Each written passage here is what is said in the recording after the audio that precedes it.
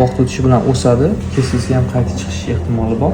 Demak, navbatdagi bemorimiz 62 yoshli onaxonli bir necha yil oldin zrey taqqandan keyin shu quloq yumshog'ida jarohat paydo bo'lgan va kelloid chandiq rivojlangan.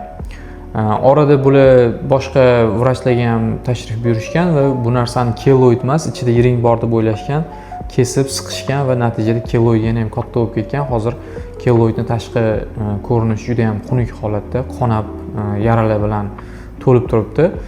Bugun kelloidni ekssizion biopsiya qilamiz, ya'ni kelloidni olib, quloq yumshog'ini chiroyli qilib plastika qilamiz va natija bilan albatta bo'lishamiz. Demak, kelloid olindi, ya'ni bu ekssizion biopsiya deyiladi.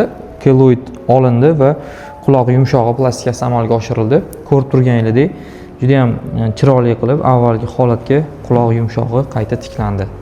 Endi kelloidni gistologiya qilib tekshiramiz va buni izlari qolmaydi, juda ham chiroyli bitadi quloq odatda.